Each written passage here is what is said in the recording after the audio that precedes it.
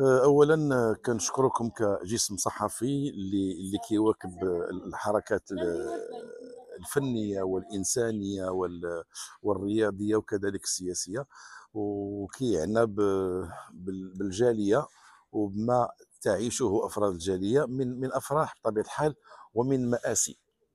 احنا الان كنتواجدوا في واحد الاصلاحيه او سجن بمنطقه نواحي خيرونه، بالافوجيرا. السجل اللي فيه واحد النسبه ديال المغاربه، ديال العرب، فيهم المغاربه الاخوه الجزائريين والتونسيين ومجموعه، يعني كاين واحد 53 جنسيه. فارتأينا اننا نجيو في اطار هذه الجوله الفنيه اللي قمنا بها ونديروا زياره للاخوان ديالنا ووليداتنا اللي كيتواجدوا في هذا السجن مع الاسف، واللي كنطلبوا من هذا المنبر العفو والافراج عنهم واطلاق سراحهم والله يهديهم بطبيعه الحال.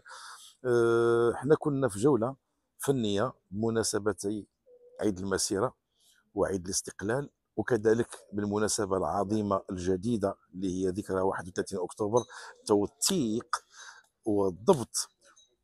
وخرجنا التيتر، ما بقيناش على الشياع، خرجنا التيتر ديال الصحراء المغربيه. فولاو ثلاثه ديال الحفلات اللي درناهم مع الجاليه المغربيه في النواحي ديال بدلونه وطراغونه وهذه المناطق اللي هنايا. فشكرا للجاليه، وسمحوا لي تدير المونتاج. شي واحد كيعيط.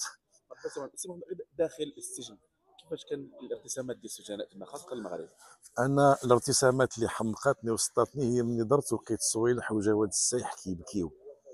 فهذه هذه مسألة خطيرة جدا، أكبر دليل على أننا تقاسمنا معهم الأحزان وهما تقاسموا معنا الأفراح.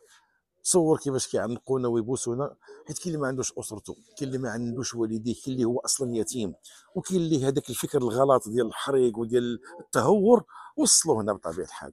فكنتمنوا لهم من المنبر ديالكم يعفو عليهم سيدي ربي ويطلق الله سراحهم. ووعدناهم انه في شهر 12 غتكون عندنا جوله فنيه بمناسبه نويل وراس السنه، غادي نسبقوهم هما الاولين، لان كاين شي نويل في الدنيا خصو يدار مع خوتنا اللي هنا. وهادشي السي محمد انتم دوزتوه في المغرب، زرتوا مؤسسات الى غير ذلك، يعني هادشي بطبيعه ماشي الحال، غريب عليكم؟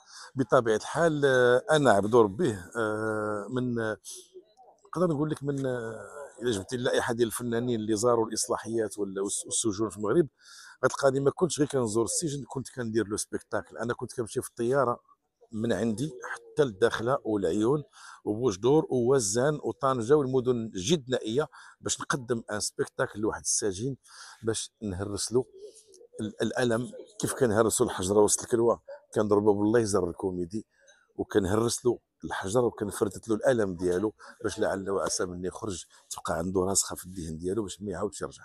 شكرا سي محمد. شكرا لك.